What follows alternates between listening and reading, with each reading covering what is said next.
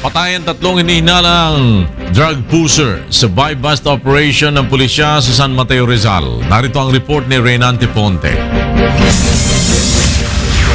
Nakahandusay at wala ng buhay ang tatlong lalaki sa loob ng isang bahay sa Ilang-Ilang Street, Barangay Banaba sa San Mateo, Rizal nang datnan ng mga kawani ng media. Ayon sa mga pulis, magsasagawa sana ng buy-bust sa lugar. Ngunit pagdating sa target area, tila nakatunog umano ang mga sospek at nakipagpalitan ng putok ng baril sa mga pulis.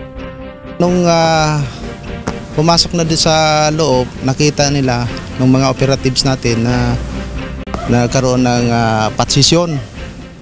So nung pinasok nila, nasubdyo yung apat, pero yung tatlo mayroong nag-open fire.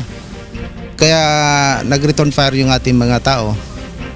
Nakilala ang mga napatay na sina Joel Parungaw kasama sa top 10 illegal drug personality ng munisipalidad, Ruel Avila at isa na kinilala lamang sa alias na Bullet. Ang mga ito ay pawang hinihinalang drug pusher sa lugar. Arestado naman ang apat pang mga lalaki na naaktuhang nagpapat session sa loob ng bahay. Nakumpiska sa mga sospek ang tatlong sachet na hinihinalang shabu at 238 kalibre na baril. Reynante Ponte, UNTV News, Worldwide.